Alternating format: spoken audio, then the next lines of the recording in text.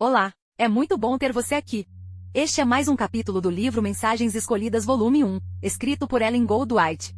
Para você ter acesso ao conteúdo completo deste livro e outras obras desta extraordinária escritora é só acessar as playlists do nosso canal. Diariamente nós publicamos aqui um novo capítulo de uma obra de Ellen White.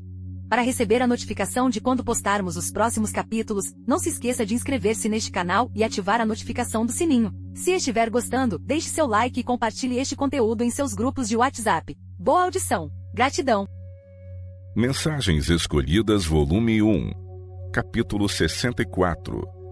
As trevas não a compreenderam. No princípio era o Verbo, e o Verbo estava com Deus, e o Verbo era Deus. Ele estava no princípio com Deus. Todas as coisas foram feitas por ele, e sem ele nada do que foi feito se fez. Nele estava a vida, e a vida era a luz dos homens. E a luz resplandece nas trevas, e as trevas não a compreenderam. Houve um homem enviado de Deus, cujo nome era João. Este veio para testemunho, para que testificasse da luz, para que todos crescem por ele. Não era ele a luz, mas para que testificasse da luz. Ali estava a luz verdadeira, que alumia todo o homem que vem ao mundo. João capítulo 1, versos de 1 a 9.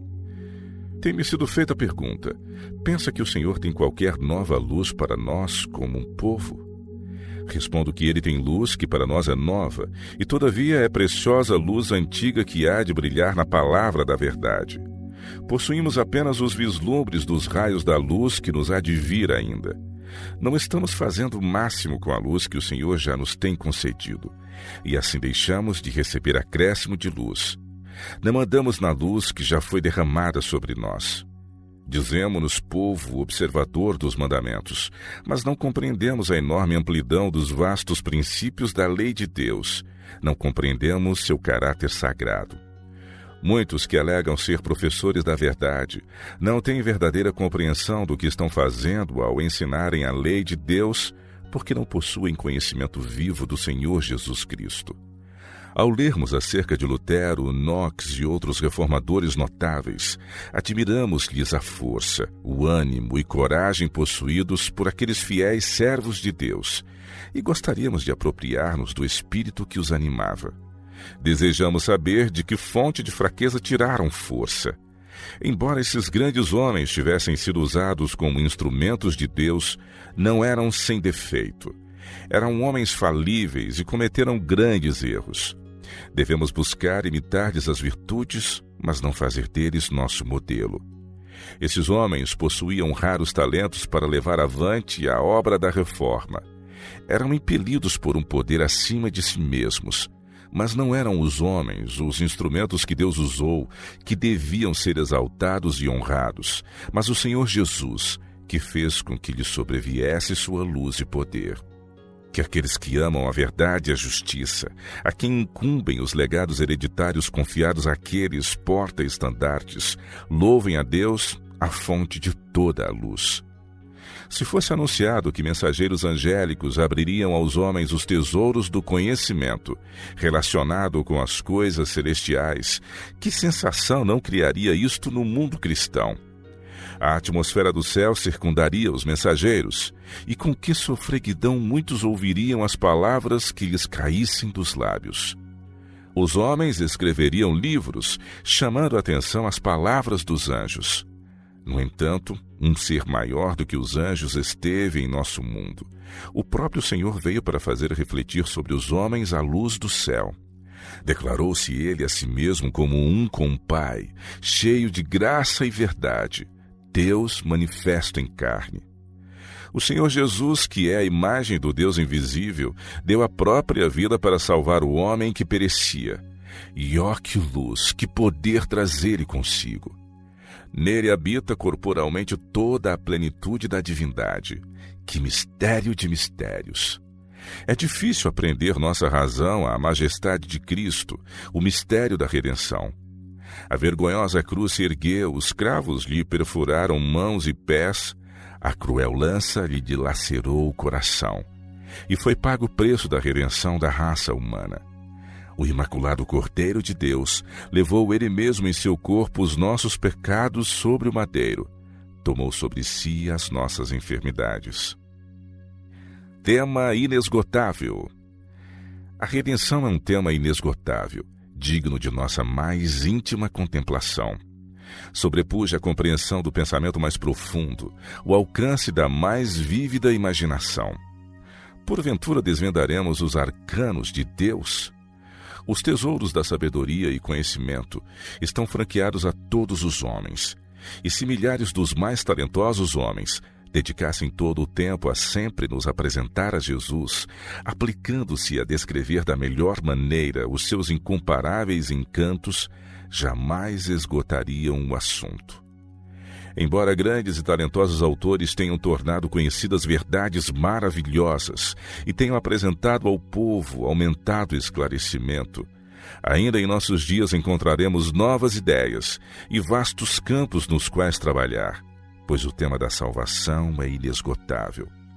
A obra tem prosseguido de século em século, expondo a vida e caráter de Cristo e o amor de Deus como foi manifestado no sacrifício expiatório. O tema da redenção empregará a mente dos remidos através de toda a eternidade. Novos e ricos desdobramentos serão manifestos no plano da salvação, através dos séculos eternos. Estivesse Jesus conosco hoje, nos diria, como disse aos discípulos: ainda tenho muito que vos dizer, mas vós não podeis suportar agora. João 16, verso 12. Jesus anelava abrir ao espírito dos discípulos verdades vivas e profundas, mas sua terrenalidade, sua compreensão deficiente e enuviada o tornavam impossível. Não podiam ser beneficiados com verdades grandes, gloriosas e solenes. A ausência de crescimento espiritual fecha a porta aos ricos raios de luz que resplandecem de Cristo. Jamais alcançaremos um período em que não haja para nós acréscimo de luz. As palavras de Jesus eram sempre de vasto alcance em seu sentido. Os que ouviam os seus ensinamentos, possuídos de opiniões preconcebidas, não assimilavam o sentido que tinham seus pronunciamentos. Jesus era a fonte, o originador da verdade. Os grandes temas do Antigo Testamento eram compreendidos mal e mal interpretados, e foi obra de Cristo expor a verdade que não fora compreendida por aqueles aos quais havia sido dada. Os profetas haviam feito as declarações, mas a importância espiritual do que tinham escrito não foi por eles descoberta. Não reconheceram o sentido da verdade. Jesus reprovou seus discípulos por sua lerdeza de compreensão. Muitas de suas preciosas lições perderam-nas eles porque não compreendiam a grandeza espiritual de suas palavras. Prometeu ele, porém, que viria o Consolador, que o Espírito de verdade lhes traria à lembrança as palavras esquecidas. Deu-lhes a compreender que deixara com eles preciosas gemas de verdade, cujo valor desconheciam. Preciosas gemas em minas da verdade. Após a crucificação e a ressurreição de Cristo, seus discípulos escutavam com admiração e assombro as suas lições sobre a verdade, pois pareciam-lhes ideias novas. Ele, porém, lhes disse: são estas as palavras que vos disse, estando ainda convosco. Então abriu-lhes o entendimento para compreenderem as Escrituras. Lucas 24, versos 44 e 45. A verdade está constantemente a desdobrar-se e a apresentar a diferentes espíritos novos aspectos.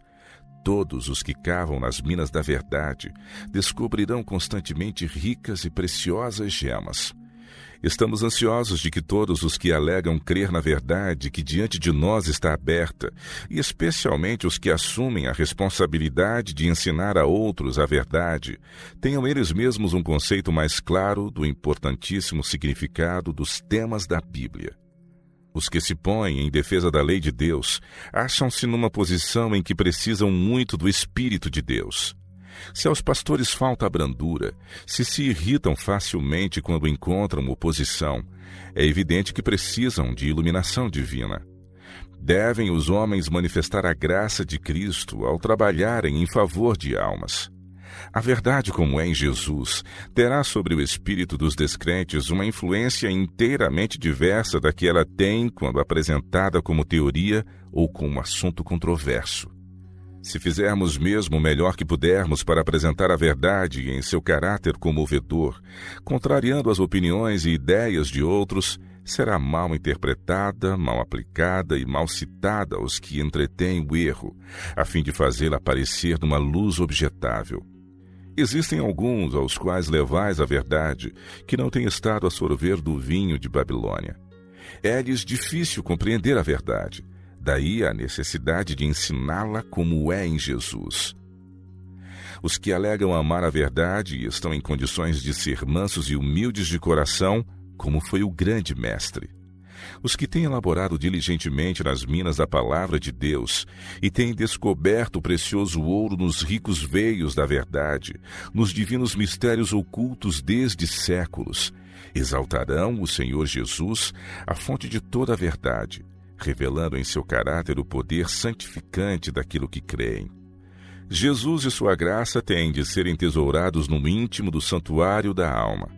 Então será ele revelado em palavras, em oração, em exortação, ao ser apresentada a verdade sagrada, pois este é o grande segredo do êxito espiritual. Quando o próprio eu é entretecido em nossos labores, a verdade que levamos a outros não santifica, não refina nem enobrece nosso coração, não testifica de que somos vasos apropriados para uso do Mestre.